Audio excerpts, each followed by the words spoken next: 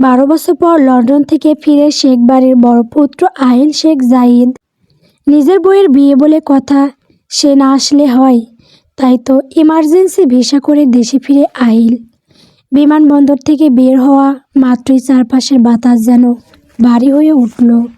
আহিলের পরনে দামি black sweet, চুলে নিখুঁত কাট, তার চোখের চাউনিতে এমন এক শীতলতা যা দেখে যে কেউ কুঁকড়ে যাবে।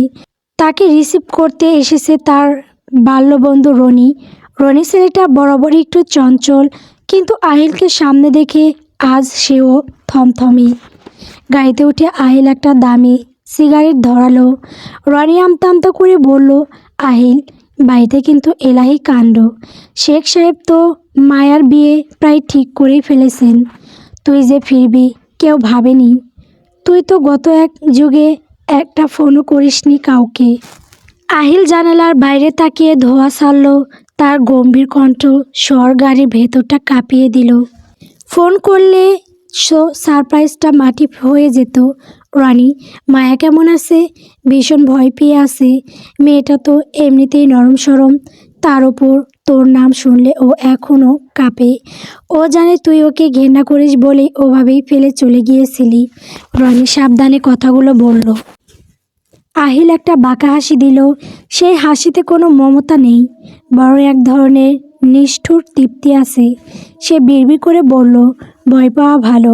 ও যত বেশি ভয় পাবে আমার ওকে নিয়ন্ত্রণ করতে তত সুবিধা হবে। শেখ ভিলা বাড়ির ড্রয়িং রুমে মায়া বসে আছে, পরনে সাদা সেলোয়ার কামিজ, দুহাতে কোনো অলংকার নেই। মায়া সত্যি খুব নরম স্বভাবের, যাকে বলে কিছুটা ন্যাকা টাইপ। ছোট ছোট বিষয়ে কেঁদে ফেলে, বড়দের কথায় অবাধ্য হতে পারে না। হঠাৎ বাইরে একটা কালো মার্সিডিজ এসে থামলো। বাড়ির কাজের লোকগুলো ভয়ে ভয়ে এদিক ওদিক ছোটাছুটি শুরু করেছে। মায়ার বুকের ধুকপুকানি বেড়ে গেল। সে জানে এই গাড়িতে যে মানুষটা বসে আছে সে কোনো সাধারণ মানুষ নয়। সে এমন এক বিভীষিকা যে 12 বছর আগে তাকে জোর করে নিজের নামে করে নিয়েছিল। দরজা ঠেলে ভেতরে ঢুকলো আহিল শেখ জাহিদ। পুরো হল গলে পিনপিতন নীরবতা। আহিলের জুতো ঠোকার শব্দটা মায়ার হৃদপিণ্ড হাতুড়ির মতো পড়ছে।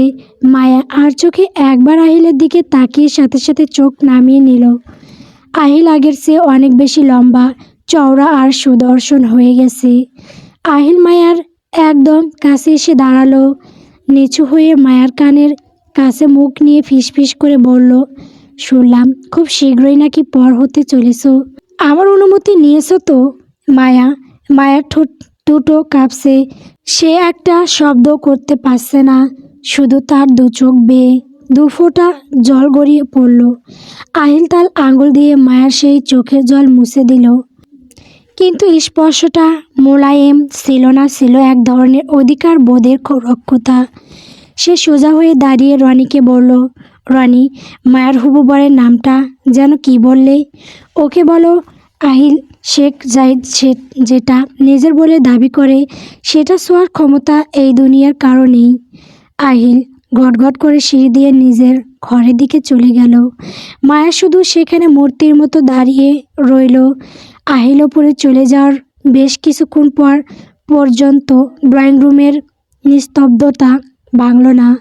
শেখ বাড়ি মেজকর্তা অর্থাৎ আহিলের চাচা গলা জেরে বললেন, ছেলেটা ফিরল ঠিকই, কিন্তু মানুষ হয়ে ফিরল না, নাকি অন্য কিছু হয়ে ফিরল কে জানে। পাষাণ একটা। মায়া তখনও দরজার কাছে দাঁড়িয়ে কাঁপছে। তার মনে হচ্ছে আহিলের গায়ের সেই কড়া পারফিউমের ঘ্রাণ এখনও বাতাসে ভাসছে, যে ঘ্রাণটা তাকে দম বন্ধ করা এক আতঙ্কে ডুবিয়ে দিচ্ছে। সিঁড়ি দিয়ে রনি নেমে আসতে বাড়ির সবাই তাকে সেঁকে ধরল। আহিলের মা অস্থির হয়ে বললেন, বাবা রনি, আহিল কি কিছু খাবে?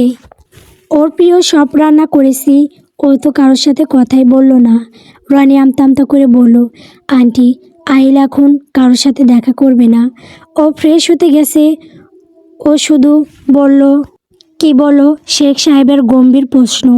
আহিল বলল, মায়া যেন ওর ঘরে কফি নিয়ে যায়। পুরো ড্রয়িং রুমে যেন একটা বোমা ফাটলো। মায়ের মেজো চাষি মুখ বাঁকিয়ে বললেন, দেখেছো কাণ্ড, 12 বছর পর ফিরল, মা বাবার সাথে কথা নেই, চাচার সাথে কথা নেই, যত আধিক্যতা ওই কচি মেয়ের ওপর। নিজের তো ঠিক নেই, এখন মেয়েটার বিয়ে ভেঙে একটা বিশৃঙ্খলা না করলে ওর পেটের ভাত হজম হবে না। মায়ের বড় ভাই আদিপ রেগে উঠে বলল, ও কি মনে করে নিজেকে, ও আসলেই কি মায়াকে বিয়ে করছে? 12 বছর কোনো খবর ছিল না, আর এখন হুট করে এসে মায়ের বিয়েতে বাধা দেবে? আমি এটা হতে দেব না। মায়ার বিয়ে এই মাসেই হবে। সবাই যখন তর্কে মক্ত, মায়া তখন পাথরের মতো দাঁড়িয়ে। সে জানে আহিলের হুকুম অমান্য করার সাহস এই বাড়ির কারণ নেই, কারণ শেখ বাড়ির যত ব্যবসা আর সম্পত্তি এখন আইনিভাবে আহিলের বুদ্ধিতেই চলে, যা বাড়ির বড়রা এখনও পুরোপুরি আঁচ করতে পারেনি। মায়া কাঁপতে কাঁপতে কফির মগ নিয়ে সিঁড়ি দিয়ে উপরে উঠল। আহিলের দরজার সামনে গিয়ে তার পা আটকে যাচ্ছে। দরজাটা আধ খোলা, ভেতরে আবছা আলো। মায়া ভেতরে ঢুকে দেখল আহিল জানালার পাশে দাঁড়িয়ে বাইরে তাকিয়ে আছে, পরনে শার্টের হাতা গোটানো। মায়া খুব নিচু স্বরে ফিসফিস করে বলল, কফি? আহিল গড়ল না, শুধু শীতল গলায় বলল, কাছে আসো। মায়া এক কদম এগোলো। আহিল এবার ঘুরে তাকালো। তার চোখ দুটো লাল হয়ে আছে, হয়তো ক্লান্তিতে অথবা সুপ্ত কোনো রাগে। সে ধীর পায়ে মায়ের সামনে এসে দাঁড়ালো। মায়ের মনে হলো সে কোনো বাঘের খাঁচায় ঢুকে পড়েছে। আহিল মায়ের চিবুকটা শক্ত করে চেপে ধরল। মায়া ব্যথায় কুকড়ে গিয়ে আর্তনাদ করে উঠল, ওহ, লাগছে লাগছে। আহিলের গলায় বিদ্রোপ।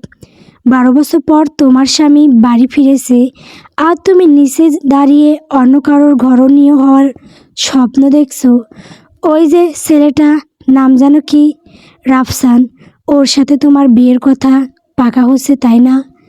মায়া ডুগরে কেঁদে ফেলল। বড় আব্বু ঠিক করেছেন, আমার কোনো দোষ নেই।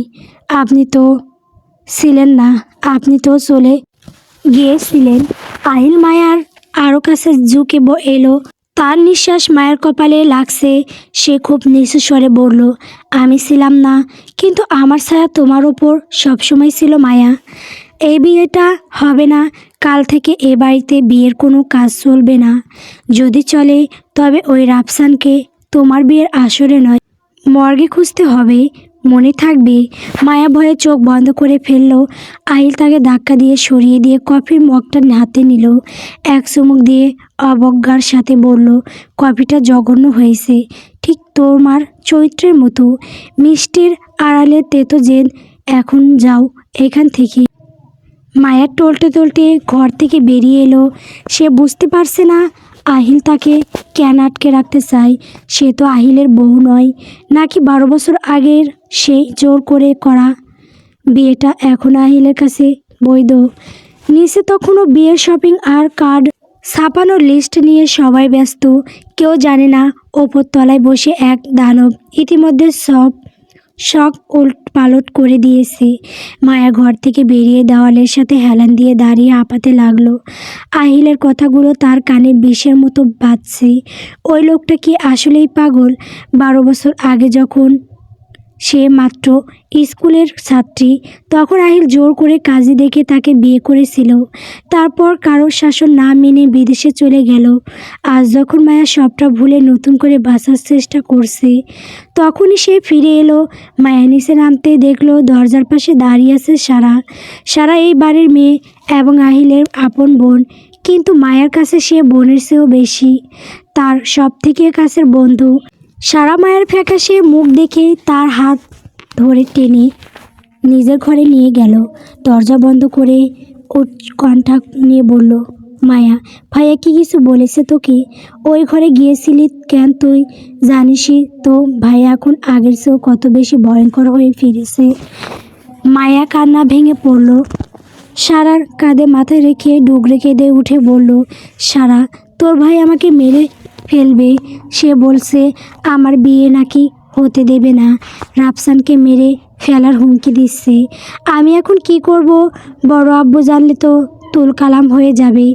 সারা একটা দীর্ঘশ্বাস ফেলল। সে তার ভাইকে চেনে। আহিল জায়েদ যখন কিছু বলে তখন সে সেটা করেই ছাড়ে। সারা মায়ার চোখে জল মুছে দিয়ে বলল, শান্ত হ মায়া, ভাইয়া কেন এমন করছে আমি জানি না। ছোট চাচা মানে তোর বাবা চলে যাওয়ার পর থেকে আব্বু তোকে নিজের মেয়ের মতো আগলে রেখেছে। আজ যদি ভাইয়া কোনো ঝামেলা করে আব্বু সেটা মেনে নেবে না। উল্লেখ্য, মায়ার বাবা অর্থাৎ শেখ বাড়ির ছোট ছেলে আজ থেকে 10 বছর আগে এক ব্যবসায়িক কাজে গিয়ে নিখোঁজ হয়ে যান। তারপর আর ফেরেননি। সেই থেকে বড় চাচাই মায়াকে বড় করেছেন। ড্রয়িং রুমের থমথমে পরিবেশটা যেন কাঁদটার নামই নিচ্ছে না। আহিল নিজের ঘরে চলে যাওয়ার পর আহিলের বাবা অর্থাৎ শেখ বাড়ির বড় কর্তা শেখ জাহির উদ্দিন কিছুক্ষণ চুপ থেকে সোফায় ধপ করে বসে পড়লেন। মেজো চাচা সুলাইমান শেখ আর তার 2 সন্তান আদিয়া নীরা একে অপরের মুখে চাওয়াচাওয়ি করছে। সারা আর মায়াও রুম থেকে বের হয়ে ড্রয়িং রুমে আসলো। মায়ার মা শিউলি বেগম, যিনি এতক্ষণ রান্নাঘরের কোণে আড়ালে দাঁড়িয়ে সব দেখছিলেন, তিনি ধীর পায়ে ড্রয়িং রুমে এলেন। তার চোখে মুখে ভয়ের ছাপ স্পষ্ট। স্বামী নিখোঁজ হওয়ার পর থেকে এ বাড়িতে তিনি অনেকটা আশ্রিতার মতো থাকেন। যদিও জহির উদ্দিন তাকে যথেষ্ট সম্মান করেন। মায়াকে জড়িয়ে ধরে তিনি ফিসফিস করে বললেন, চল মা, ঘরে চল। আহিল কেন ফিরেছে কে জানে। ওর স্বভাব তো জানিস, রাগ উঠলে ও হিতাহিত জ্ঞান হারিয়ে ফেলে। মায়া কোনো কথা বলতে পারল না। তার পা যেন মেঝেতে গেঁথে গেছে। মেজো চাচার ছেলে আদিব চাচ্ছিল্যের সুরে বলল, বড় আব্বু, ওই ফিরল কি ফিরল না তাতে মায়ের বিয়ের কি আসে যায়? ও কি নিজেকে এই বাড়ির মালিক মনে করে? 12 বছর আগে ও মায়াকে জোর করে বিয়ে করেছিল বলেই কি আজীবন মায়া ওর জন্য বসে থাকবে? আমাদের তো সমাজে মুখ দেখাতে হয়। মেজো চাচার মেয়েমণিরা যে সারাদিন সেজে গুজে বসে থাকে, সে ঠোঁট উল্টে বলল, আহিল ভাইয়া তো কোনোদিন একটা ফোন পর্যন্ত করেনি। মায়া মারা গেল কি বেঁচে থাকলো সেটা দেখারও সময় ছিল না ওনার। এখন ডিরেক্টর সেজে ফিরেছে কেন? ঠিক তখনই সিঁড়িতে ভারী জুতার শব্দ পাওয়া গেল। আহিল নিচে নেমে আসছে। তবে এবার তার পরনের সুইটের বদলে একটা কালো ক্যাজুয়াল শার্ট, গলার কাছে বোতাম খোলা, চোখে সেই একই রহস্যময় চাউনি। ড্রয়িং রুমের মাঝখানে এসে সে সোফায় পা তুলে বসল। জহির উদ্দিন গলা ঝেড়ে বললেন, আহিল, আমরা সবাই তোর জন্য অপেক্ষা করছিলাম। 12 বছর পর ফিরলি, অথচ কারোর সাথে ঠিক মতো দুটো কথাও বললি না। কইছিলি এই এতদিন, কেন একটা ফোন পর্যন্ত করলি না? আহিল একটা আপেল হাতে নিয়ে ছুটতে ছুটতে শান্ত গলায় বলল, ফোন করে কি হতো আব্বু? সবাই তো জেনেই বসেছিল আমি আপনাদের টাকায় লন্ডনে ভর্তি করছি। শেখ বাড়ির অপদার্থ ছেলেটা না থাকলে আপনাদের তো বেশ ভালোই চলছিল। কিন্তু আহিল মায়া তো ছোট ছিল, ওর দায়িত্ব। শিউলি বেগম, মায়ার মা, ভয়ে ভয়ে কিছু বলতে চাইলেন। আহিল শিউলি বেগমের দিকে এক পলক তাকালো। সেই চাহনিতে কী ছিল কে জানে। মায়ের মা তৎক্ষণাৎ চুপ হয়ে গেলেন। আহিল এবার মায়ের দিকে তাকিয়ে বলল, মায়ের দায়িত্ব তো আপনারা নিয়েছিলেন, তাই তো আজ অন্য কারোর হাতে ওকে তুলে দেওয়ার তোড়জোড় চলছে। তা রাফসান সাহেব কি জানেন মায়া ইতিমধ্যে বিবাহিতা? মেজো চাচা সুলাইমান শেখ গর্জে উঠলেন, ওটা কোনো বিয়েই ছিল না আহিল। তুই 18 বছরে একটা বাচ্চা ছেলেকে দিয়ে কাজী দেখে সই করিয়েছিলি। মায়া তখন নাবালিকা ছিল। ওই বিয়ের কোনো আইনি ব্যক্তি নেই। আহিল এবার হাসলো, এক ভয়াবহ সুন্দর হাসি। সে উঠে দাঁড়িয়ে মেজো চাচার একদম সামনে গিয়ে দাঁড়ালো। তার উচ্চতার সামনে মেজো চাচাকে খুব খাটো দেখাচ্ছে। আহিল বলল, আইন আমি আপনার চেয়ে ভালো বুঝি মেজো চাচু। আর রাফসান, ওর সাথে বিয়ের কথা কাল থেকেই বন্ধ হবে, কারণ ওর কোম্পানি আর ওর মান সম্মান সবই এখন আমার পকেটে। মানে কি? বড় চাচার প্রশ্ন। আহিল রনির দিকে ইশারা করতে রনি একটা ট্যাপ বের করে বড় চাচার সামনে ধরল। সেখানে রাফসানের জালিয়াতির সব খবর লাইভ চলেছে। আহিল শীতল গলায় বলল, আমি লন্ডনে শুধু পড়াশোনা করিনি আব্বু, শেখ সাম্রাজ্যকে টেক্কা দেওয়ার মতো ক্ষমতা গড়ে তুলেছি। আর মায়া, ও আমার ছিল, আমারই আছে, আমারই থাকবে। মায়ের পাশে দাঁড়িয়েছিল সারা। সারা এতক্ষণ চুপ থাকলেও এবার সে সামনে এগিয়ে এলো। সারা দেখতে অনেকটা আহিলের মতোই টিঙ্কলাক নকশা আর দৃঢ় ব্যক্তিত্ব। সে মায়ার হাতটা শক্ত করে চেপে ধরল। সারা চোখে কোনো ভয় নেই, বরং সেখানে এক ধরনের আত্মবিশ্বাস। সারা বড় চাচার দিকে তাকিয়ে পরিষ্কার গলায় বলল, আব্বু, ভাইয়া যখন ফিরেছে তখন মায়ের বিয়ের সিদ্ধান্তটা আপাতত স্থগিত রাখা উচিত। ভাইয়া যা বলে ভেবেচিন্তেই বলে। আর মায়া আমার বোন, আমি ওকে কোনো প্রতারকের হাতে তুলে দিতে পারি না। আহিল সবার দিকে তাকিয়ে একবার মাথা নাড়ল, যেন ভাই বোনের মধ্যে কোনো সমঝোতা হলো। আহিল এবার মায়ার দিকে হেঁটে এলো। মায়া ভয়ে তার মায়ের পেছনে লুকানোর চেষ্টা করতে আহিল ওর হাতটা খপ করে ধরে ফেলল। পুরো বাড়ির মানুষের সামনে সে মায়াকে টেনে নিজের কাছে নিয়ে এলো।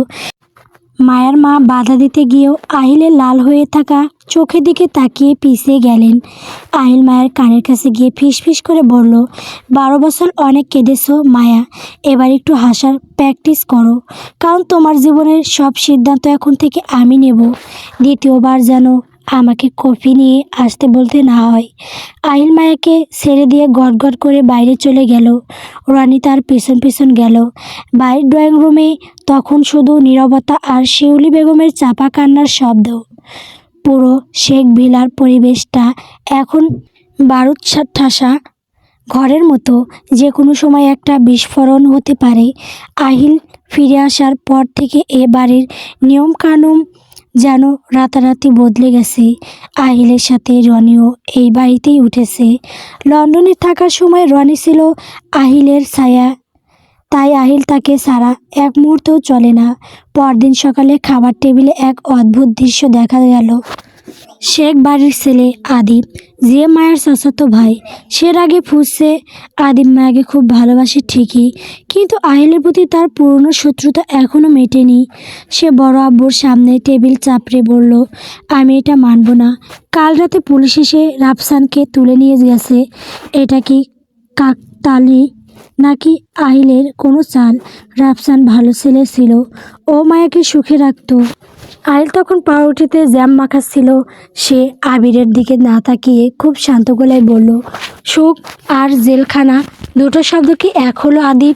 তোমার আদরের হবু ভগ্নিপতি এখন জেলের ঘানি টানছে, আর তোমার যদি বেশি দয়া হয় তবে ওর সাথে গিয়ে দেখা করতে আসতে পারো। মায়াকে ওর কাছে পাঠানোর স্বপ্ন দেখা ছেড়ে দাও। আদিব রাগে চেয়ার ছেড়ে উঠে দাঁড়ালো। তুই কি এসব ঠিক করার 12 বছর পর এসেছিস কেন? মায়ের বড় ভাই আমি, ওর সিদ্ধান্ত আমি নেব। আহিল এবার চোখ তুলে তাকালো, সেই চোখে শীতল ঘৃণা। সে ধীর স্থিরভাবে বলল, ওর বড় ভাই হওয়ার আগে নিজের পজিশনটা মনে রেখো আদিব। এই বাড়ির ব্যবসা এখন কোনো সুতো ঝুলছে, সেটা তোমার বাবা ভালো জানেন। বেশি কথা বলে তোমার হাতে থাকা প্রজেক্টটাও হাতছাড়া হতে বেশিক্ষণ লাগবে না। তাছাড়া আমি মায়ার স্বামী, আর এটা সব থেকে বড় অধিকার। মেজো চাচা সুলাইমান শেখ আদিবকে থামিয়ে দিলেন। তিনি জানেন আহিল এখন ধরাছোঁয়ার বাইরে। এরই মধ্যে নীরাজ ঘর থেকে বেরিয়ে এলো। নীরাজ সাধারণ একটু রং বেশি করে, কিন্তু আজ তাকে অন্যরকম লাগছে। পরনে নীল রঙের শাড়ি, চুলে হালকা কাল। সে বারবার আহিলের দিকে তাকাচ্ছে। সে মিষ্টি করে হেসে বলল, আহিল ভাইয়া, আপনি তো লন্ডনে অনেক দিন ছিলেন, আপনার ড্রেসিং সেন্স কিন্তু দারুণ। আমার জন্য কিছু আনেননি? আহিল নীরাকে পাত্তা না দিয়ে মায়ের দিকে তাকালো। মায়ের টেবিলে এক কোণে বসে মাথা নিচু করে নাস্তা করছে। মায়ের দুশ্চিন্তার শেষ নেই। কালকের রাতের পর থেকে সে নিজেকে আরও গুটিয়ে নিয়েছে। আহিল হঠাৎ বলল, মায়া, শুনলাম তুমি এবার অনার্স ফার্স্ট ইয়ারে। সাবজেক্ট কি তোমার? মায়া কেঁপে উঠে নিচু স্বরে বলল, ইংলিশ লিটারেচার। আহিল ঠোঁটের কোণে একটু বাঁকা হাসল। সে রনির দিকে তাকিয়ে বলল, শুনলি রনি, শেখ বাড়ির মেয়ে ইংরেজি নিয়ে পড়ছে, অথচ ওর উচ্চারণে এখনও সেই গাম্ভীর্যতা। তারপর মায়ের দিকে ফিরে বলল, আজ থেকে প্রতি রাতে 10টার পর আমার ঘরে আসবে। তুমি কোনো বই পড়ছো আর তোমার বেসিক কতটা ক্লিয়ার সেটা আমি দেখব। 12 বছর লন্ডনে কাটিয়ে আমি অন্তত ইংরেজিটা তোমাকে ভালোই শেখাতে পারবো। মায়ের হাত থেকে চামচটা পড়ে গেল। সে আতঙ্কিত চোখে তার মায়ের দিকে তাকালো। শিলা বেগম কিছু বলতে যাচ্ছিলেন, কিন্তু তাকে থামিয়ে দিয়ে সারা বলে উঠল, দারুণ আইডিয়া ভাইয়া। মায়া তো এই সাবজেক্টটা নিয়ে খুব স্ট্রাগল করছে, তুমি শিখিয়ে দিলে ওর অনেক উপকার হবে। সারা জানে তার ভাই কেন মায়াকে কাছে ডাকছে। সারা বাইরে থেকে কঠোর হলেও মায়ার প্রতি তার মনে অনেক টান। সে চায় মায়া আর আহিলের দূরত্বটা ঘুচুক, কিন্তু নীরা এটা সহ্য করতে পারল না। তার চেহারায় ঈর্ষার ছাপ স্পষ্ট। সে নাক ছিটকে বলল, মায়ের জন্য ভাইয়ার এত সময় নষ্ট করার কি দরকার? আমি তো প্রাইভেট টিউটর ঠিক করে দিতে পারি। আহিল ভাইয়া কত বড় বিজনেসম্যান, ওনার কি এসব ছোট কাজ করার সময় আছে? আহিল এবার নীরার দিকে তাকালে নীরার মুহূর্তে চুপ হয়ে গেল। আহিল গম্ভীর গলায় বলল, আমার সময় আমি কোথায় খরচ করব সেটা আমি ঠিক করব নীরা। মায়া, মনে থাকে যেন, রাত 10টা 1 মিনিট এদিক ওদিক হলে আমি কিন্তু নিজ হাতে তোমাকে টেনে নিয়ে আসব। জানোই তো আমি কথা না শুনলে আমি কি করতে পারি। আহিল টেবিল ছেড়ে উঠে গেল। রনি তার পিছনে যেতে যেতে মায়ের দিকে তাকিয়ে একটু হাসলো। মায়ের চোখে তখন জল টলমল করছে। সে জানে এটা কোনো পড়াশোনা নয়, এটা আহিলের এক ধরনের মানসিক অত্যাচার। সে ইংরেজিতে কথা বলতে গেলেও ঘাবড়ে যায়, আর আহিলের সামনে তো তার মুখ দিয়ে শব্দই বের হবে না। রাতে 10টা বাজার সাথে সাথেই মায়ার বুক ধড়ফড় শুরু হলো। সে মলাট দেওয়ার কয়েকটা ইংরেজি বই বুকে জড়িয়ে ধরে দোতলার দিকে পা বাড়ালো। আহিলের ঘরের দরজার সামনে আসতেই দেখলো দরজাটা খোলা। ঘরের ভিতর থেকে নীল রঙের হালকা আলো আসছে, আর দামি সিগারেট করা গ্রান। মায়া ভেতরে ঢুকে দেখলো আহিল একটা রিভলভিং চেয়ারে বসে আছে, সামনে একটা ল্যাপটপ। আহিল তার চশমাটা টেবিলের ওপর রেখে মায়ের দিকে তাকালো। বসো। আহিলের নির্দেশ। মায়া বিছানার এক কোণে বসতে গেলে আহিল ধমক দিয়ে বলল, বিছানায় কেন, এখানে আমার সামনে এসে বসো। মায়া ভয়ে ভয়ে আহিলের একদম সামনে চেয়ারে বসলো। আহিল মায়ার একটা বই টেনে নিয়ে পাতা উল্টাতে লাগলো। হঠাৎ সে মায়ার খুব কাছে ঝুঁকে এলো। মায়া ভয়ে চোখ বন্ধ করে ফেলল। আহিল খুব নিচু আর ভারী স্বরে বলল, বই খোলার আগে একটা সত্যি কথা বলা তো মায়া। এই 12 বছর তুমি কি একবারও আমাকে মনে করনি? নাকি ওই রাফসানের সাথে নতুন করে সংসার সাজানোর স্বপ্নে বিভোর ছিলে? মায়া কোনো উত্তর দিতে পারল না। তার চোখে এক ফোঁটা জল বইয়ের পাতায় গিয়ে পড়ল। আহিল মায়ের সেই চোখের জল আঙুল দিয়ে মুছে দিয়ে বলল, কান্না দিয়ে আহিল জাহিদকে ভোলানো যায় না মায়া। পড়া শুরু করো, প্রথম লাইনটা পড়ে শোনাও তো আমাকে। মায়ের থরথর করে কাঁপতে থাকা ঠোঁট থেকে একটা শব্দও বের হলো না। আর নিচে নিজের ঘরে বসে নীরা তখন রাগে নিজের নখ কামড়াচ্ছে। সে কোনোভাবেই মানতে পারছে না যে আহিল কেন মায়াকে এত গুরুত্ব দিচ্ছে। আহিলের ঘরে এসিটা একদম 18 ডিগ্রিতে সেট করা। মায়ের মনে হচ্ছে তার হাত পা বরফ হয়ে যাচ্ছে, তবে এসির ঠান্ডার চেয়েও বেশি শীতলতা বইছে আহিলের চোখের চাউনিতে। আহিল একটা একটা করে বইয়ের পাতা উল্টাচ্ছে আর আর চোখে মায়াকে দেখছে। মায়ের সেই ছোট্টবেলায় চঞ্চলতা হারিয়ে এখন একরাশ ভীরুতা এসে ভর করেছে। কি হলো? প্রথম লাইনটা পড়তে বলেছি, কানে যায়নি? আহিলের গম্ভীর কণ্ঠস্বর নিস্তব্ধ ঘরটাই প্রতিধ্বনিত হলো। মায়া কাপা হাতে বইটা ধরল। তার সামনে শেক্সপিয়রের একটা নাটক। সে তোতলাতে তোতলাতে শুরু করলো, if music be the food of love, play one. থামাও আহিল, হঠাৎ গর্জে উঠল। সে চেয়ার থেকে উঠে মায়ার ঠিক পেছনে গিয়ে দাঁড়ালো। মায়া মনে হলো তার মেরুদণ্ড দিয়ে একটা হিমশীতল স্রোত বয়ে যাচ্ছে। আহিল মায়ের কাঁধের উপর দিয়ে ঝুঁকে বইয়ের পাতায় আঙুল রাখলো। তার শরীরে কড়া পারফিউমের গ্রানে মায়ের দম বন্ধ হয়ে আসছে। আহিল মায়ের কানের কাছে মুখ নিয়ে ফিসফিস করে বলল, উচ্চারণটা ঠিক করো মায়া, এটা লাভ নয়, লাভ। শেখ বাড়ির মেজ বউ হতে যাচ্ছ তুমি।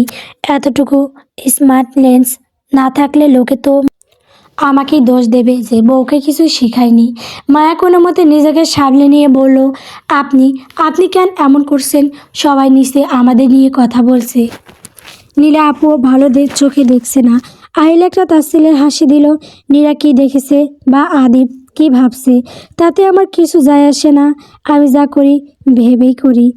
আমার তাছাড়া পৃথিবীতে তুমি একমাত্র বৈধ নারী আমার জন্য। তোমার সাথে এক রুমে থাকা বা তোমার কাছে আসতে গেলে কেন ভাবতে যাব এখন আবার পড়ো। ঠিক তখনই দরজার টোকা পড়ল। আহিল বিরক্ত হয়ে দরজার দিকে তাকালো। দেখা গেল নীরা হাতে একটা কফির ট্রে নিয়ে দাঁড়িয়ে আছে। নীরার চোখে মুখে ঈর্ষার ছাপ স্পষ্ট। সে জোর করে মুখে হাসি ফুটিয়ে বলল, আহিল ভাইয়া, ভাবলাম তোমরা রাত জেগে পড়াশোনা করছো, তাই একটু ব্ল্যাক কফি নিয়ে এলাম। তোমার তো আবার এটা খুব পছন্দ। নীলা ভেতরে ঢুকতে গেলেই আহিল হাত বাড়িয়ে তাকে থামিয়ে দিল। সে শীতল গলায় বলল, ভেতরে আসার দরকার নেই নীরা, বলে নিজের দরজার কাছে গিয়ে কফিটা নিয়ে বলল, আর নেক্সট টাইম আমার পারমিশন ছাড়া এই ফ্লোরে আসবে না। আর স্বামী স্ত্রী এরমে থাকলে তাদের ডিস্টার্ব করতে হয় না, এইটুকু কমন সেন্স নেই তোমার? নীরা অপমানিত বোধ করলো। তার হাত কাঁপছে। সে মায়ের দিকে এক পলক বিষাক্ত চোখে তাকিয়ে গটগট করে চলে গেল। মায়া জানে নীরাকে চটিয়ে সে এক নতুন বিপদে পড়তে যাচ্ছে। পরদিন সকালে আহিল বেরিয়ে গেলে রনিকে নিয়ে যাওয়ার সময় সে আবিদকে বলে গেল যে মায়ার বিয়ের ব্যাপারে যেন আর কোনো উচ্চবাচ্য না হয়।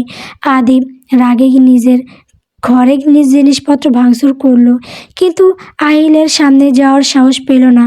দুপুরে মায়া যখন লাইব্রেরি ঘরে বসে নিজের অ্যাসাইনমেন্ট করছিল তখনই নীরা সেখানে এলো। নীরা মায়ার সামনে গিয়ে দাঁড়ালো। তার কণ্ঠে আজ কোনো মধু নেই। খুব তো আহিল ভাইয়ার প্রেম হতে চাচ্ছিস, তাই না রে মায়া? নীরার তীক্ষ্ণ প্রশ্ন। মায়া ভয় পেয়ে উঠে দাঁড়ালো। না আপু, আমি তো শুধু পড়তে গিয়েছিলাম। চুপ কর, নীরা ধমক দিল। আহিল ভাইয়া তোকে দয়া করছে কারণ তোর বাবা নিখোঁজ। তুই এই বাড়ির কেউ না, জাস্ট একটা আশ্রিতা। ভাইয়া লন্ডন থেকে ফিরেছে অনেক বড় উদ্দেশ্য নিয়ে। তোর মতো একটা ন্যাকা মেয়ের জন্য সে নিজের কেরিয়ার নষ্ট করবে না। মনে রাখিস, আহিল ভাইয়ার পাশে যদি কাউকে মানায় তবে সেটা আমি। মায়া মাথা নিচু করে চোখের জল মুছল। সে জানে নীরা তাকে কষ্টটা ঘেন্না করে। বিকেলের দিকে সারা মায়ার ঘরে এলো। সারার হাতে একটা ছোট্ট গয়নার বাক্স। সে বাক্সটা মায়ার হাতে দিয়ে বলল, মায়া, এটা আজ একটা কুরিয়ারে এসেছে তোর নামে। কে পাঠিয়েছে কোনো নাম নেই। মায়া অবাক হয়ে বাক্সটা খুলল। ভেতরে একটা দামি হীরার বসানো লকেট, সাথে একটা ছোট্ট সিরকুট, তাতে টাইপ করা ভাষায় লেখা, সব নীল শাড়ি তোমার জন্য নয়, তবে কিছু ভালোবাসা আমার জন্য জমা রেখো। মায়া অবাক হয়ে চিরকুটটা পড়ল। এই লেখাটা সে চেনে না। মায়া দোটানায় পড়ে গেল, নিবে নাকি নিবে না। আহিল জানলে পরে আবার ঝামেলা হবে। আর কে যে প্রায় সব পাঠায়, কোনো নাম বা ঠিকানা কিছুই দেয় না যে মায়া একটু খোঁজ নেবে। মায়া যখন লকেটটা হাতে নিয়ে ভাবছে তখনই আহিল বাড়ির মেন গেট দিয়ে ঢুকলো। তার পিছনে রনি। আহিল ড্রয়িং রুমে ঢুকেই চিৎকার করে মায়াকে ডাকলো, মায়া নিচে এসো। মায়া লকেটটা লুকিয়ে কাঁপতে কাঁপতে নিচে নেমে এলো। আহিল সবাই বসে আদিবের দিকে একটা খাম ছুঁড়ে দিয়ে বলল, আদিব, তোমার বোনের জন্য একটা গিফট এনেছি, খুলে দেখো পছন্দ হয় কি না। আদিব খামটা খুলে থমকে গেল। সেটা মায়ের নামে একটা নামি ইংলিশ ল্যাঙ্গুয়েজ ইনস্টিটিউটে ভর্তির কাগজ, আর তার সাথে একটা লন্ডনের ট্যুরিস্ট ভিসা। আহিল গম্ভীর গলায় বলল, আগামী মাসে মায়া আমার সাথে লন্ডন যাচ্ছে। ওর পড়াশোনা আর বাকিটা আমি দেখব। এই বাড়িতে ওর আর থাকার প্রয়োজন নেই। বাড়ির সবার মাথায় যেন আকাশ ভেঙে পড়ল। বিশেষ করে শিউলি বেগম আর আদিব। মায়ার মা ফিসফিস করে বললেন, কিন্তু বাবা, এক একটা মেয়ে তোমার সাথে ওভাবে যাবে, লোকজন কি বলবে? আহিল উঠে দাঁড়িয়ে মায়ের হাতটা শক্ত করে ধরলো। সবার সামনে সে ঘোষণা করলো, লোকজন যা বলবে তার জবাব আমি 12 বছর আগে দিয়ে রেখেছি। মায়া আমার স্ত্রী, আর একজন স্বামী তার স্ত্রীকে সাথে নিয়ে গেলে কার কি বলার থাকতে পারে? মায়া স্তব্ধ হয়ে আহিলের দিকে তাকিয়ে রইল। আহিলের চোখে আজ আর শুধু রাগ নয়, এক গভীর অধিকার বোধ খেলা করছে। নীলা এক কোণে দাঁড়িয়ে রাগে নিজের ওড়না ছিঁড়ছে, আর সারা মনে মনে হাসছে। সে জানে আহিল জাহিদ অবশেষে তার রাজ্য কন্যাকে নিয়ে যাওয়ার প্রস্তুতি শেষ করেছে। আহিলের সেই লন্ডন যাওয়ার ঘোষণার পর শেখ বাড়িতে যেন শোকের ছায়া আর আতঙ্কের ঝড় একসাথে নেমে এসেছে। মায়ের মা নিজের ঘরে গিয়ে জায়নামাজে বসে কাঁদছেন। আদিব আর মেজো চাচা ড্রয়িং রুমে বসে ফিসফিস করে আহিলের বিরুদ্ধে কোনো আইনি ব্যবস্থা নেওয়ার যার কিনা তা নিয়ে আলোচনা করছে। এদিকে মায়া নিজের ঘরে এসে দরজা বন্ধ করে দিয়েছে। তার মাথা কাজ করছে না। লন্ডন, ওই অচেনা দেশে আহিলের সাথে সে কি করবে? আহিল তো তাকে মানুষ হিসেবেই গণ্য করে না, শুধু শাসন করে। টেনশনে মায়ার হাত পা কাঁপছে, বুকটা ফেটে যাচ্ছে। মায়া ধীর পায়ে তার ঘরের ছোট্ট ড্রয়ারটা খুলল। সেখানে লুকিয়ে রাখা এক কৌটা কাঁচা মরিচ। মায়ার যখন খুব বেশি কষ্ট হয়, যখন ভেতরটা কান্নায় ফেটে যেতে চায়, তখন সে নিজেকে শাস্তি দেয়। সে মনে করে শরীরের এই জ্বালা ভেতরে মনের জ্বালাকে কমিয়ে দেবে। সে একটা বড় কাঁচা মরিচ মুখে দিয়ে কামড় বসালো। সালে তার মুখ গহ্বর পড়ে যাচ্ছে, চোখ দিয়ে টপ টপ করে জল গড়িয়ে পড়ছে, কিন্তু সে থামল না। আরও একটা মরিচ নিল। জালের চোটে সে শব্দ করে কাঁদতে পারছে না, শুধু হিক্কা তুলছে। তার লাল হয়ে যাওয়া মুখ আর ঘাম যেন তার মনের যন্ত্রণার বহিঃ প্রকাশ। ঠিক তখনই কোনো নক না করেই মায়ের ঘরে দরজাটা সজোরে খুলে গেল। মায়া চমকেও তাকালো। দরজায় দাঁড়িয়ে আহিল শেখ জাহিদ, তার হাতে কিছু ফাইল। মায়ের এই অবস্থা দেখে আহিল মুহূর্তেই জন্য থমকে গেল। মায়ের দু হাতে মরিচ, ঠোঁটগুলো ঝালে ফুলে লাল হয়ে গেছে, আর চোখ দিয়ে অনবরত পানি পড়ছে। আহিল দ্রুত পায়ে মায়ের কাছে এসে তার হাত থেকে মরিচের কৌটাটা কেড়ে নিয়ে মেঝেতে আছাড় মারল। এসব কি হচ্ছে মায়া? তুমি কি পাগল হয়ে গেছো? আহিলের কণ্ঠে এবার শাসনের চেয়েও বেশি ছিল এক ধরনের অস্থিরতা। মায়া কোনো মতে উস্ফুট স্বরে বলল, আপনার তাতে কি? আমাকে আমার মতো থাকতে দিন। আমি মরে গেলেই তো আপনি খুশি হবেন। আহিল মায়ের দুই কাঁধ শক্ত করে ধরল। তার চোখ দুটো যেন আগুনের গোল্লা। আমি খুশি হব 12 বছর ধরে যে মেয়েটাকে আমি প্রতিটা সেকেন্ড নিজের চোখের আড়ালে হতে দেইনি, তাকে আমি মরতে দেব। এই নোংরা অভ্যাস কবে থেকে হয়েছে তোমার? মায়া কথা বলতে পারছে না, ঝালে তার দম বন্ধ হয়ে আসছে। আহিল বুঝতে পারল মায়ার অবস্থা খারাপ। সে চিৎকার করে ডাকলো, রনি, এক গ্লাস ঠান্ডা দুধ আর চিনি নিয়ে আয় এখনই। বাইরে থেকে রনি দৌড়ে এলো। আহিল নিজেই মায়ের মুখে জোর করে দুধ ঢেলে দিল। মায়া ছটফট করছিল, কিন্তু আহিলের শক্তির সামনে সে নড়ছে। মায়ের মাথাটা নিজের বুকের সাথে চেপে ধরে আহিল বিড়বিড় করে বলতে লাগলো, শান্ত হও ফ্লোরা, নিজেকে কষ্ট দিয়ে কি পাও তুমি? আমি কি তোমাকে এতই কষ্ট দেই? মায়া আহিলের বুকে ধাক্কা দিয়ে সরে দাঁড়ালো। তার চোখ দিয়ে এখনো পানি পড়ছে। সে চিৎকার করে বলল, হ্যাঁ দেন। আপনি আমার জীবনটা বিষিয়ে দিয়েছেন। কেন এসেছেন আপনি? কেন আমাকে নিয়ে যেতে চান? আমি কোথাও যাব না। দরজার আড়ালে দাঁড়িয়ে সব দেখছিল নীরা। আহিলকে মায়ের জন্য এভাবে অস্থির হতে দেখে তার বুকের ভেতরটা জোরে খাক হয়ে যাচ্ছে। সে বিড়বিড় করে বলল, এত দরদ, এই দরদ আমি খুব শীঘ্রই বিষে পরিণত করব আহিল ভাইয়া। মায়াকে তুমি লন্ডন নিয়ে যাবে, দেখা যাক ও অত দূর পৌঁছাতে পারে কিনা। আহিল মায়ের দিকে একবার স্থির চোখে তাকালো, থেকে একটা রুমাল বের করে মায়ের মুখটা খুব সাবধানে মুছে দিল। এবার তার কণ্ঠটা একদম নিচু। মায়া, আর সেটা তোমার ভালোর জন্য। এই বিষাক্ত পরিবেশ থেকে তোমাকে বের করে নিয়ে যাওয়ার এখন একমাত্র কাজ। রেডি থেকো। আহিল বেরিয়ে যাওয়ার সময় রনিকে ইশারা করলো। রনি মায়ের ঘরের মেঝেতে পড়ে থাকা মরিচগুলো পরিষ্কার করতে করতে মনে মনে হাসলো। সে জানে আহিল লন্ডন থেকে ফিরছে কেবল মায়াকে নিয়ে যাওয়ার জন্য। রাত গভীর হচ্ছে। আয়নার সামনে দাঁড়িয়ে নিজের লাল হয়ে যাওয়া মুখটা দেখছে। সে জানে না আহিল তাকে কতটা ভয়ঙ্করভাবে ভালোবাসে। ভালোবাসায় শাসন আছে, কিন্তু কোনো বিচ্ছেদ নেই। রাত অনেক হয়েছে। শেখ বিলাস সবাই যখন ঘুমে আচ্ছন্ন, আহিল তখন করিডোরে দাঁড়িয়ে সিগারেট ফুঁকছে। হঠাৎ দেখলো মায়া চুপি চুপি নিচে নামছে রান্নাঘরের দিকে। আহিল নিঃশব্দে তার পিছু নিল। মায়া একটা বাটিতে করে ঝাল ঝাল চানাচুর আর তাতে আরও কয়েকটা কাঁচা মরিচ কেটে নিয়ে সোফায় বসেছে। তার চোখে আবার সেই পুরনো যন্ত্রণা। সে এক কামড় দিতে আহিল তার পেছন থেকে হাত বাড়িয়ে বাটিটা কেড়ে নিল। মায়া আবার আহিলের কাছ থেকে কেড়ে নিয়ে একসাথে অনেকখানি মুখে পুড়ে নিল। আহিল এবার বাটিটা একটা আছাড় মেরে ফেলে দিল। আহিল নিচু হয়ে মায়ার কানের কাছে মুখ নিয়ে তপ্ত নিঃশ্বাস ফেলে বলল, আমার আমানত নষ্ট করার অধিকার তোমাকে কে দিল ফ্লোরা?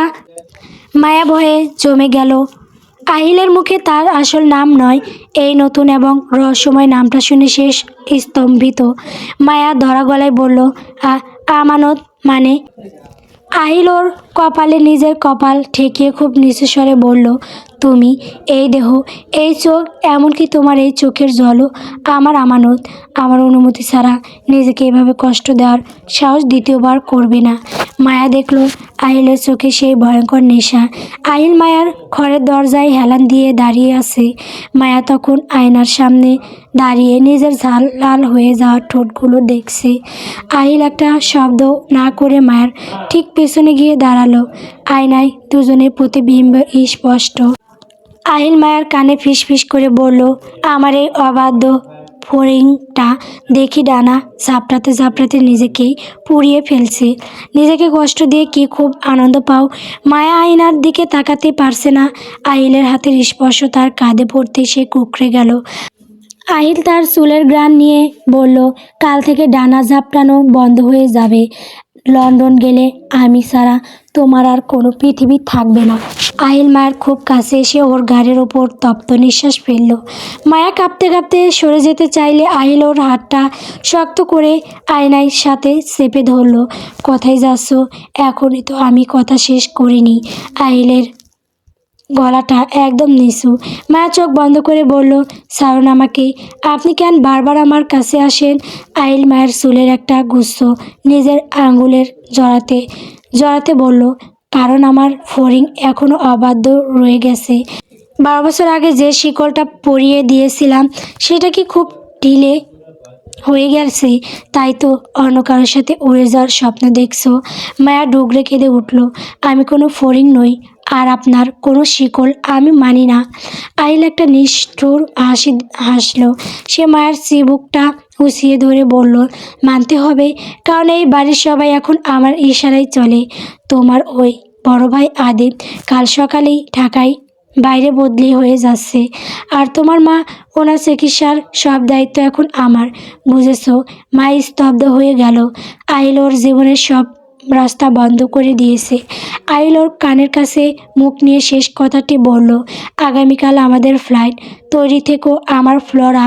লন্ডনে ওই 4 দেওয়ালের মাঝে তুমি আর আমি ছাড়া আর কেউ থাকবে না। আহিল চলে গেল। মায়ের বারান্দার মেঝেতে বসে পড়ল। বিছানায় শুয়ে ছটফট করছে। ঝালের জ্বালাটা এখন পেটে গিয়ে লেগেছে। সে বালিশে মুখ গুজে নিজের কান্না চাপানোর চেষ্টা করছে। হঠাৎ ঘরের বাতি জ্বলে উঠল। মা ধরফর করে উঠে বসলো। দরজায় আহিল দাঁড়িয়ে, হাতে একটা ছোট্ট বাটি। আহিল ধীর পায়ে এগিয়ে এলো। মায়া ভয়ার্থ চোখে তাকিয়ে আছে। আহিল খাটের এক কোণে বসে চামচ দিয়ে বাটি থেকে কিছু একটা তুলে মায়ের ঠোঁটের সামনে ধরলো। খাও, এটা দই আর মধু আছে, পেটের জ্বালা কমবে। আহিল চিন্তিত স্বরে বলল। মায়া মুখ ফিরিয়ে নিয়ে বলল, খাবো না। আপনি জানেন এখান থেকে? আহিল মায়ের ঘাড়ের কাছে চুলগুলো এক হাতে সরিয়ে দিয়ে অন্য হাতে ওর চিবুকটা শক্ত করে ধরল। মায়ার চোখ দিয়ে আবার জল গড়িয়ে পড়ল।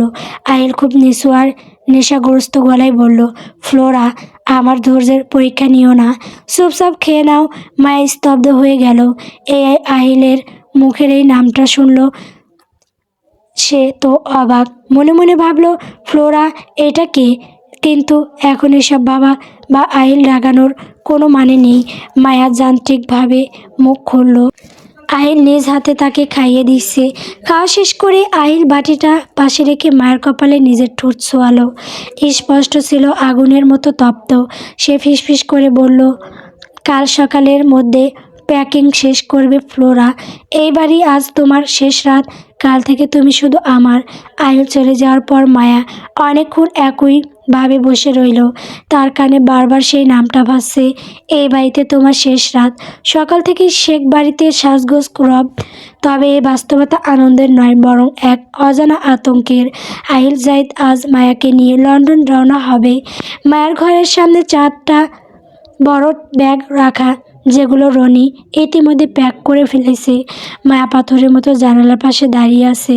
তার চোখে পানি নেই, আছে এক বুক হাহাকার। সারা ঘরে ঢুকে দেখলো মায়া এখনও সেই কালকের সুতির 3 পিসটা পরে আছে। সারা মায়ের হাত ধরে বলল, মায়া, ভাইয়া নিচে অপেক্ষা করছে, তাড়াতাড়ি তৈরি হয়ে নে। তুই তো জানিস ওর জেদ, দেরি হলে কিন্তু তুলকালাম করবে। মায়া হঠাৎ ঘুরে দাঁড়ালো, তার চোখগুলো লাল। সে আর্তনাদ করে উঠল, সারা, আমি যাব না। আমি কেন যাব? আমার অনার্স ফার্স্ট ইয়ারের ফাইনাল পরীক্ষার সামনে। এখন গেলে আমার পুরো 1 বছর লস হবে। আমার কেরিয়ারের কি হবে? বড় আব্বু কেন কিছু বলছে না? সারা নিচু স্বরে বলল, আব্বু ভাইয়ার সামনে কথা বলার সাহস পাচ্ছে না রে। ভাইয়া বলেছে তোর পড়াশোনা ও লন্ডনেই করাবে। ও সব ব্যবস্থা করে ফেলেছে। না, ও মিথ্যা বলছে। ও আমাকে বন্দি করতে চায়। মায়া চিৎকার করে ঘর থেকে বেরিয়ে এলো। সে টলতে টলতে নিচে নেমে দেখলো ড্রয়িং রুমের মাঝখানে আহিল দাঁড়িয়ে আছে, পরনে ব্ল্যাক লেদার জ্যাকেট আর জিন্স, হাতে তার পাসপোর্ট আর টিকিট। আহিলের মা শিউলি বেগমকে সান্ত্বনা দিচ্ছেন, আর আদিব এক কোণে দাঁড়িয়ে রাগে ফুঁসছে। মায়া আহিলের সামনে গিয়ে দাঁড়িয়ে পড়ল। আমি যাব না। মায়ের গলার স্বর কাঁপছে। আহিল তার হাত ঘড়িটা দেখল, তারপর শান্ত কিন্তু গম্ভীর গলায় বলল, আর মাত্র 2.5 ঘন্টা সময় আছে ফ্লাইটের। তৈরি হতে 5 মিনিট সময় দিয়েছি তোমাকে। আপনি কি কানে শুনছেন না? আমি যাব না বললাম তো। আমার পড়াশোনা আছে, আমার ইয়ার নস হবে। আপনি কি চান আমি অশিক্ষিত হয়ে আপনার পায়ে পড়ে থাকি? মায়া এবার সজোরে চিৎকার করলো। আহিল ধীর পায়ে মায়ের একদম কাছে এসে দাঁড়ালো। মা পিছিয়ে যেতে চাইলো, কিন্তু পেছনে দেওয়াল।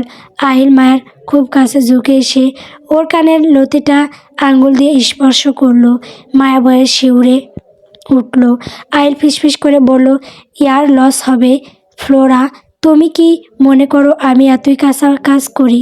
লন্ডনের যে ইউনিভার্সিটিতে আমি তোমার অ্যাডমিশন করেছি, সেখানে তোমার ক্রেডিট ট্রান্সফার হয়ে গেছে। তোমার একটা দিনও নষ্ট হবে না, বরং এখানে থাকলে তোমার জীবনটা লস হবে। মায়া স্তম্ভিত হয়ে গেল। ফ্লোরা, আপনি আমাকে এই নামে কেন ডাকছেন? আহিল ওর চিরকুটটা উঁচিয়ে ধরল। সবার সামনেই ওর চোখে চোখ রেখে বলল, কারণ মায়া নামটা এই বাড়ির সবার জন্য, কিন্তু ফ্লোরা শুধু আমার জন্য। তুমি আমার বাগানের সেই ফুল, যাকে আমি ছাড়া আর কেউ স্পর্শ করার অধিকার রাখে না। নীরা সিঁড়ির আড়ালে দাঁড়িয়ে এই দৃশ্য দেখে নিজের হাতের নখ দিয়ে দেওয়ালে আঁচড় কাটল। আহিলের গভীর অধিকার বোধ তাকে পাগল করে দিচ্ছে। আহিল এবার সবার দিকে তাকিয়ে ঘোষণা করলো, মায়ার মা আর সারাকে নিয়ে চিন্তার কিছু নেই। আমি রনিকে বলে দিয়েছি প্রতি মাসে ওদের সব প্রয়োজন ও দেখাশোনা করবে। আদিব, তোমাকে ঢাকার বাইরে যে ট্রান্সফার লেটারটা দেওয়া হয়েছে, সেটা আজই জয়েন করবে। কথা না শুনলে তোমার চাকরিটা থাকবে না। আদিব চেঁচিয়ে উঠল, আহিল, তুই কি গোন্ডামি শুরু করেছিস? আহিল পকেট থেকে একটা কালো সানগ্লাস বের করে চোখে দিতে দিতে বলল, গুন্ডামি নয় আদিব, ব্যবসা। আর ব্যবসার আবেগের কোনো জায়গা নেই। আহিল এক ঝটকায় মায়ের হাতটা ধরে ফেলল। মায়া নিজেকে সারানোর চেষ্টা করলো। সারন আমাকে। মা বড় আব্বু, আমি যাব না। কিন্তু কেউ এগিয়ে এলো না। আহিল মায়াকে প্রায় পাজা কোলে করে তুলে নিয়ে বাইরে অপেক্ষমান গাড়িতে গিয়ে বসালো। রনি দ্রুত গাড়ির দরজা লাগিয়ে দিল। গাড়ি স্টার্ট দেওয়ার আগে আহিল মায়ের জানালার কাজ তুলে দিয়ে তার দিকেই তাকালো। মায়া কাঁদছে। আহিল মায়ের চোখের জলটা নিজের বুড়োর আঙ্গুল দিয়ে মুছে দিয়ে বলল, কাঁদো ফ্লোরা, যতটুকু পারো কেঁদে নাও, কারণ লন্ডনে পৌঁছানোর পর তোমার এই চোখে শুধু আমি থাকবো, আর কেউ না। গাড়িটা ঝড়ের গতিতে শেখ বাড়ি থেকে বেরিয়ে গেল। পিছনে পড়ে রইল এক ভান্ডা পরিবার আর নীরার চলন্ত চোখ। মায়া জানালার বাইরে তাকিয়ে দেখলো তার পরিচিত পৃথিবীটা ছোট হয়ে আসছে। গাড়িটা এয়ারপোর্টের দিকে এগোচ্ছে, কিন্তু মায়ের কান্নার ব্যাগ কমছে না। সে বারবার গাড়ির দরজার হ্যান্ডেল খোলার চেষ্টা করছে, কিন্তু অটো লক হয়ে থাকায় কোনো লাভ হচ্ছে না। আয়ের নির্বিকারভাবে ল্যাপটপে কী যেন টাইপ করছে। যেন পাশে কেউ নেই। মায়া হঠাৎ আইলের হাতটা চেপে ধরল। তার চোখ ফুলে লাল হয়ে গেছে।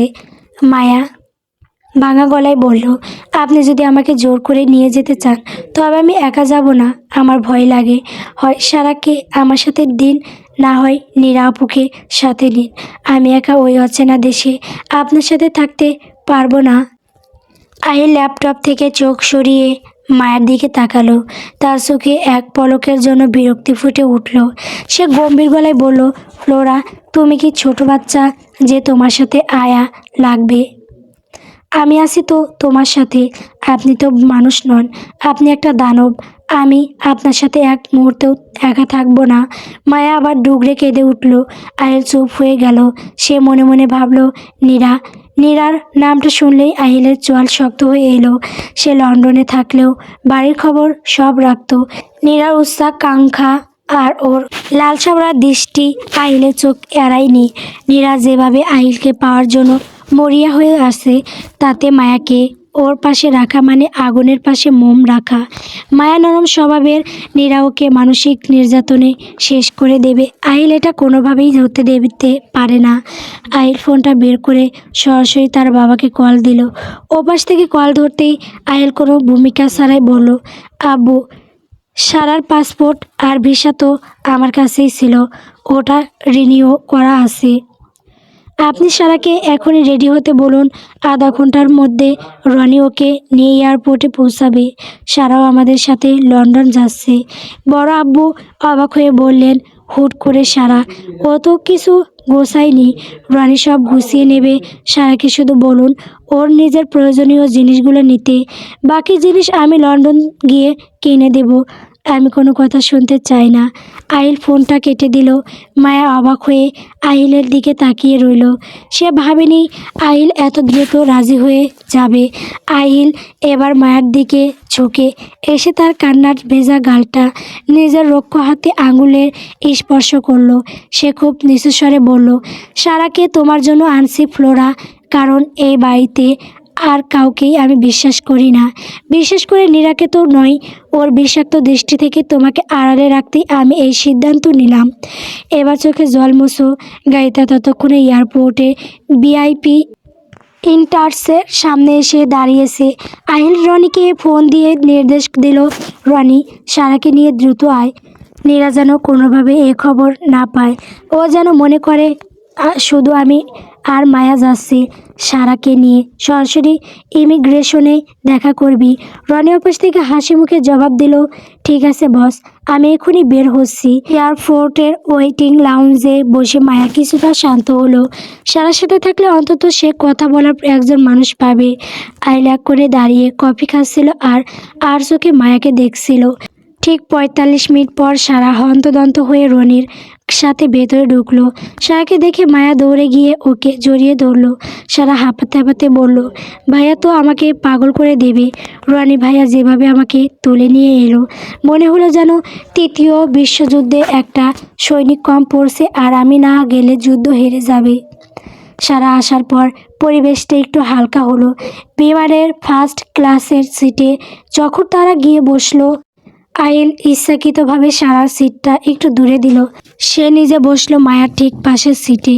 মায়া সারার দিকে তাকাতেই আহিল ওর হাতটা শক্ত করে নিজের হাতের মুঠোয় নিয়ে নিল। আহিল মায়ের কানের কাছে মুখ নিয়ে ফিসফিস করে বলল, সারা সাথে আছে ঠিকই, কিন্তু লন্ডনের ওই ফ্ল্যাটে তোমার ঘর হবে, আমার ঘরের একদম ভেতরে। মনে থাকে যেন ফোলা, দিন শেষে তুমি শুধু আমারই আমানত। বিমানের ইঞ্জিন গর্জে উঠল। মায়া জানালার বাইরে মেঘের দিকে তাকিয়ে ভাবছে, লন্ডনে এই জীবনটা কি তার পড়াশোনার জন্য হবে, নাকি আহিল শেখ জাহিদ তাকে এক নতুন কোনো ভালোবাসার জালে বন্দি করবে।